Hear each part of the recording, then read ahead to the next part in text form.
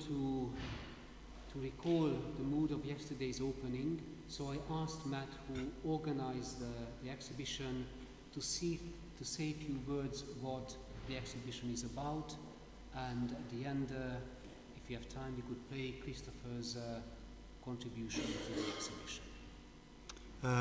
Good morning, good afternoon almost.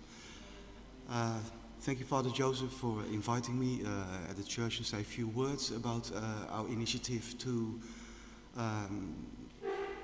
set up this exhibition at the back of the church, and also for the church members to support our initiative, to facilitate that we work along to create this exhibition. It's an exhibition about Grahame Park. About the history of Grahame Park. For people who don't know me, I'm a resident here, just around the corner here at Greatfield. I live for now almost 20 years at Grahame Park. As I mentioned yesterday, my first impressions of this area was not particularly favorable. I thought it was a rather grim area. And sitting on bus 303 when I came here the first time, but one thing I noticed was there was a man in the bus, and he was very friendly to us and my partner. And he started to talk about the history of the area and about the RAF and the previous Hendon Aerodrome. And so that stuck with me. Our plan was actually not to stay here for long, but we got a son, and life just goes its own way, and we stayed here we still live here now. And by living at Grahame Park, my neighbor Felicia, she's not alive anymore. She was from Irish immigrants. She was always very hospitable to us, very friendly. And she always says, "Matt, I love it here." And she was very happy that we were very happy to get a house here at Grahame Park.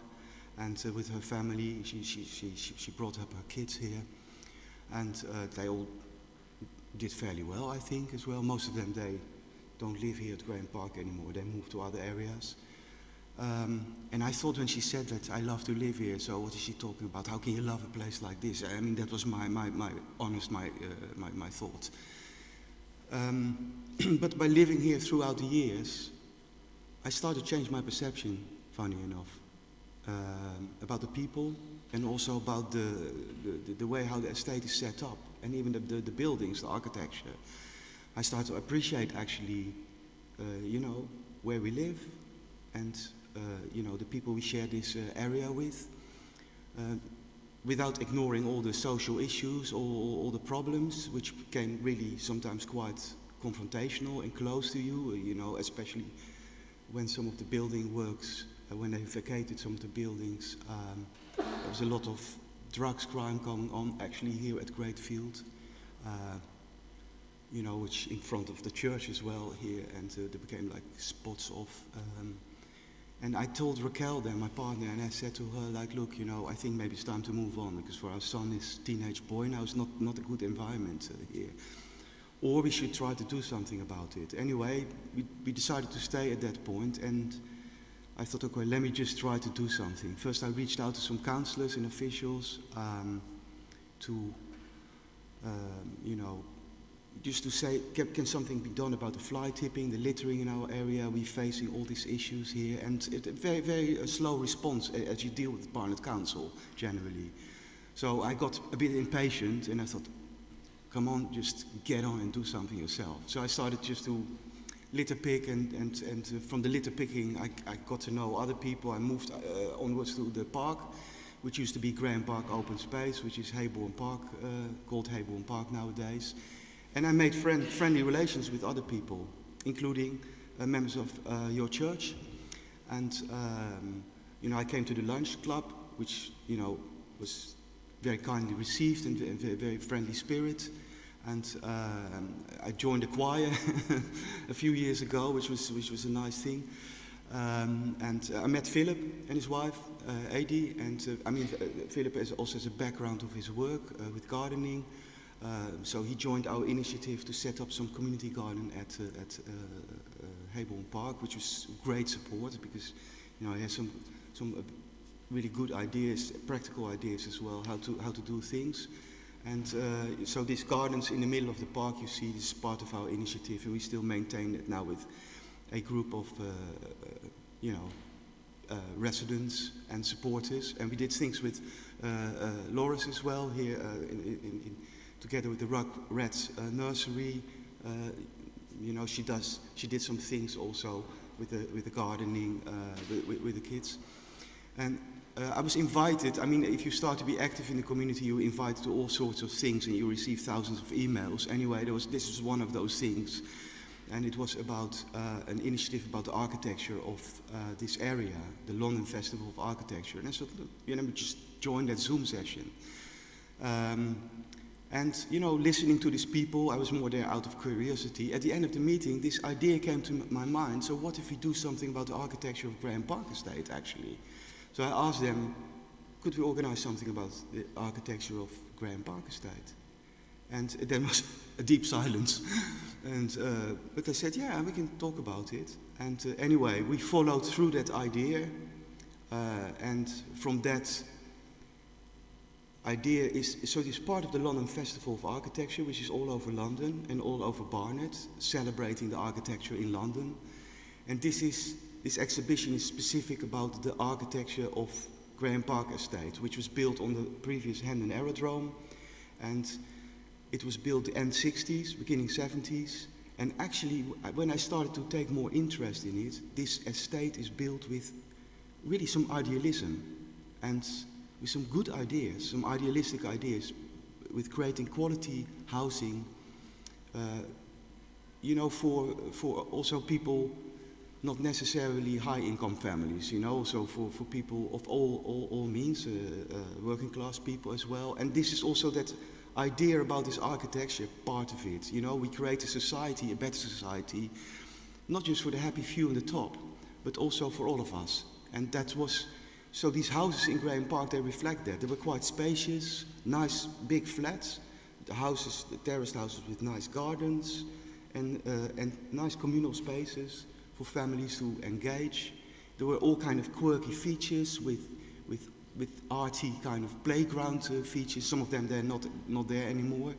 And this was all set up. Actually, I think the architect Gordon Wigglesworth. There were two main architects. Sir Roger Waters is a big name in England, and Gordon Wigglesworth, his house architect, was a very idealistic man. I came to read. And it's a bit regretful, actually, the legacy of his work, that now this undergoing redevelopments of Grahame Park, that they, basically demolished a big part of this estate instead of having done it up. And I feel like, we did not particularly were happy with the buildings they're building now next to the church, because we live next to it, and it's quite high next to our houses as well. And so we opposed this with the residents of Greatfield and the surrounding houses. And I was sitting around the table with all these officials of Barnet Council, politicians and others. And I noticed most of these people, they're not from this area actually. I think none of them actually lives in this area. But they all have very strong opinions about Grahame Park, and generally not very favorable.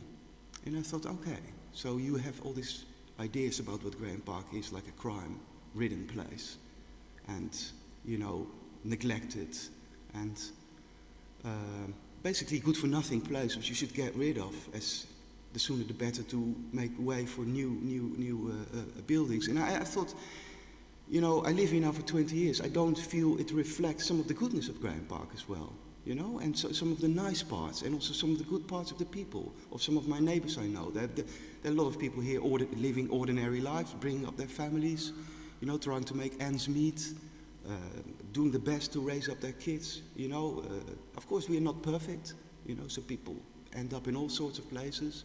And there are some very talented places as well, coming from Grahame Park and still living there. And I thought, so this exhibition is in that spirit. It's not so much about the problems of this area and the issues of this area. It's more actually, how it was set up, of the beauty as well, and the good things, because that story also, I think, is worth telling. And we set it up in a joint cooperation together with Philip, and Esperanza helped, who does the art clubs, you know, to frame some of the pictures. So we have a very short video of Christopher as well, which is really worth watching. And I mean, you're very welcome to have a look at the pictures, and I hope you enjoy it.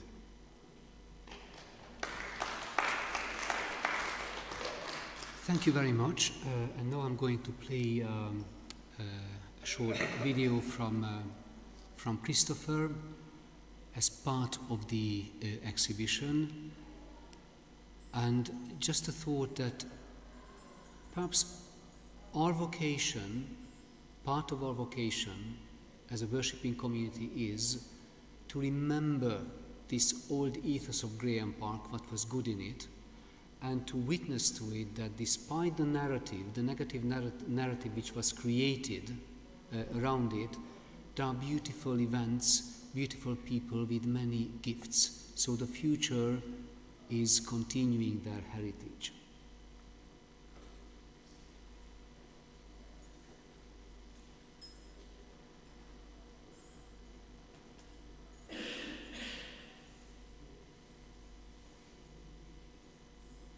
Festival of Architecture's exhibition on Grahame Park.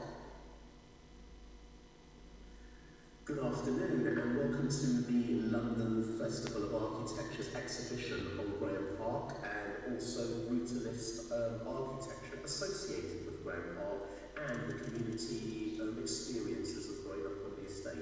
My name is Christopher Benjamin, and firstly I'd like to say thank you to Father Joseph for asking me to do this short presentation.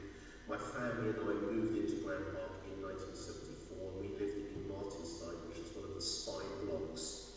Our family finally moved out in 1999. My family were immigrants to the United Kingdom. My father was from the West Indies and worked for London Transport as a driver, as conductor and a driver at Edgware Bus Garage. And my mum worked for the NHS at various hospitals, initially as a nurse, and then transferred to become a nursery nurse working at Beaufort Park Nursery. My experiences were so varied on the estate. I think my parents were very, very glad to be given a secure council tenancy. That was a big thing back in the 70s and definitely in the 60s, given the scandals that emerged around arachnonism and abuses within the private rented sector. And given how Grahame Park was built, I'd imagine that many residents were very happy to have a house which had a small garden that they could call their own. In fact, the design of the estate is extremely interesting. As a child, there was a lot to do, there really was. We had a school which had a gymnasium which could be used for various activities, and also there was a swimming pool attached there. That's where I really learned to swim. There was a youth centre on site, and everybody of my generation will remember log cabins, which were probably a health and safety hazard, but we didn't really mind that.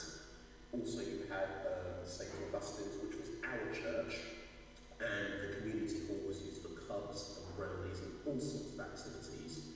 Our social life really it revolved a great deal around Grahame Park, as well as St. Augustine's as well, so that was fantastic. And there was a lot of green around the area, a lot of play areas. Whether an estate will be designed like that again, I doubt it very much. I think there'd be a tendency to try to build a lot of tower blocks there and to fill every bit of space that was available. And I think that would be a mistake in a way, because that's not the way to build a community. And I can really see what the planners were trying to do to build a community for people to be in. They didn't get it totally right, but I still think there's lessons that can be applied from what they did then to what's being done now whenever green spaces become available. And if you perhaps want an example of maybe not how to do it, we only need to look at the redevelopment of Hendon Police College, which is just lots of properties and maybe not enough facilities to be able to cope with the people that's living there. So for us, the other thing that I really remember was a lot of families on there with uncles, cousins, grandparents, and I think that's really important in order to try and bind that community together, and something that can be easily lost again when you're redeveloping an area. So again, that was something very, very positive and to be commended. Again, a lot of things didn't go as well as we wanted to in some ways. There was issues with nuisance, there was other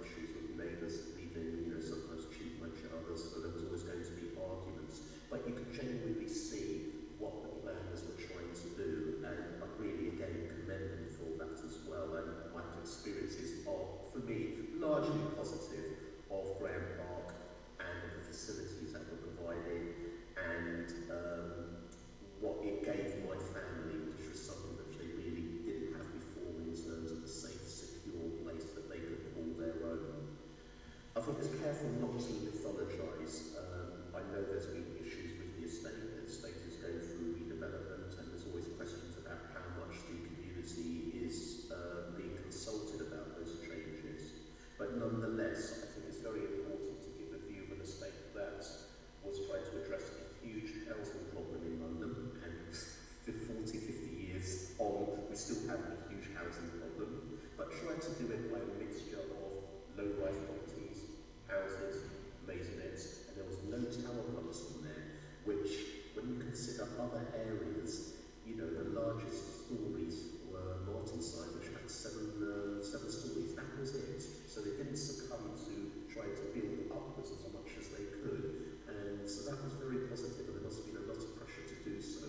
But they tried to make as much use of that area as they possibly could to provide a community and not just housing. So I hope this exhibition is going to be really enlightening for everybody who can come.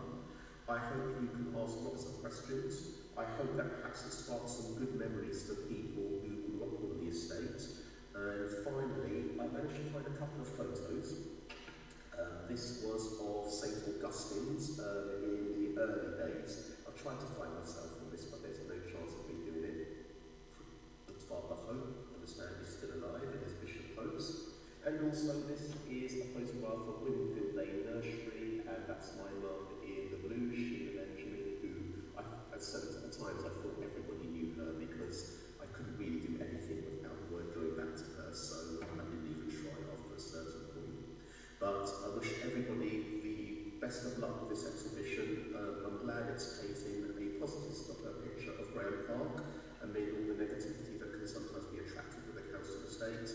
And thank you for giving me this opportunity to talk briefly about my experiences.